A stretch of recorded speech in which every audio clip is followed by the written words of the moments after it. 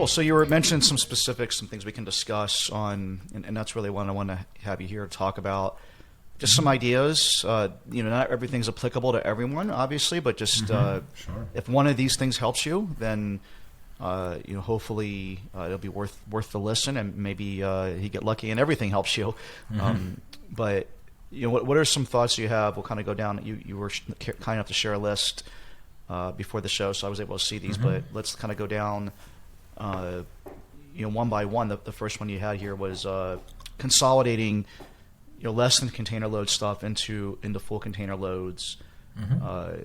What are some things that you've seen there? What are some average cost savings? What are the logistics around that? How do you pull that off? Yeah. So that's definitely has been a proven tactic to consolidate smaller shipments into a full container or larger shipments to save on a per unit basis.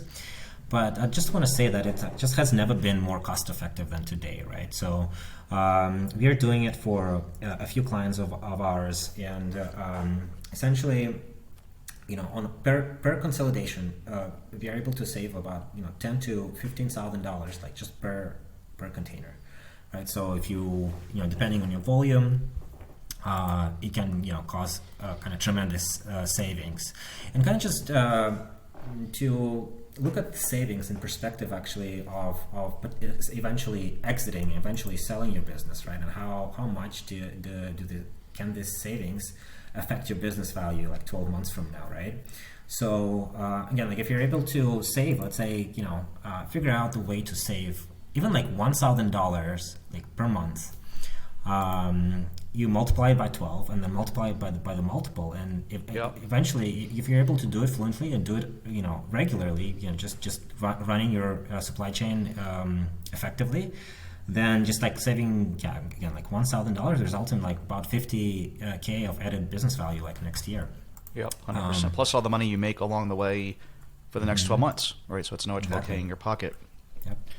Yeah. Exactly. So I mean, we've done this in the past. I'm curious what specific strategy you've had. I mean, now this is obviously in a pre-logistics world, right? Where there are or I shouldn't say pre-logistics world, pre-blow up of logistics world, where if we were trying to consolidate LCL, by the time you shipped it intra-China and thought about the timing of getting everything in one place at the right time, and then having to pay someone to broker all of that for you, because none of the factories, or most factories I should say, we've had it happen a couple of times, but most factories aren't thrilled about taking other people's goods, throwing them in the same container, because they ultimately become responsible from a Chinese, I guess, tax or some type of authority issue. And so there was cost and time to that. It sounds like from what you're saying, throw all that old thought process out the window.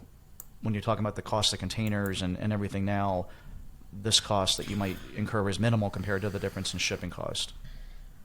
Yeah, it's just worth it, right? It's just worth the effort. So yeah, I mean, you definitely want to be kind of fluent with what you're doing. You might want to, if you're not fluent yourself, consider hiring an expert.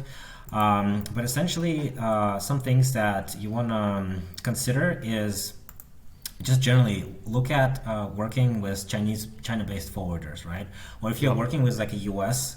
Forwarder, ask them for direct contacts for their agent. Like not all U.S.-based forwarders are going to be willing to do it, but you do want to have that direct contact with the origin, for consolidating, for getting space allocations, and just quick turnaround in terms of communication is super important these days.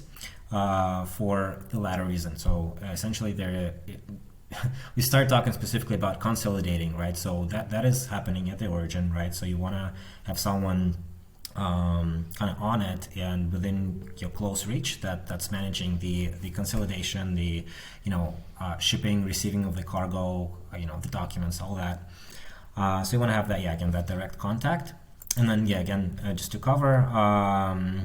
The second kind of good reason to be talking to China-based forwarders would be,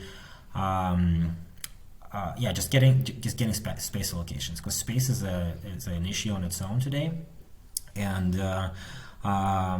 if you got a container space, you basically want to give an answer like within hours versus within days. Right. And, yep.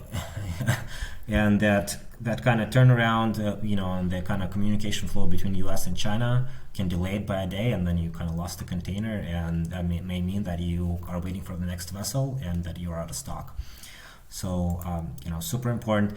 I would say also just a heads up with the China-based forwarders, you want to be kind of in control also of what they're doing, right? Because a lot of them will offer you kind of lower duty, like DDP rates, right? So they will offer customs clearance in the U.S. at lower cost than your U.S. forwarders. So essentially, a lot, we see it kind of happening throughout that, they will essentially lower your invoice value. And I mean, if you want to do it, then do it, but you kind of want to be in control of what's going on there, because at the point of exit, that may affect your, your valuation and just how your buyer looks at things. Right. So just a few notes there. Makes sense. Yep.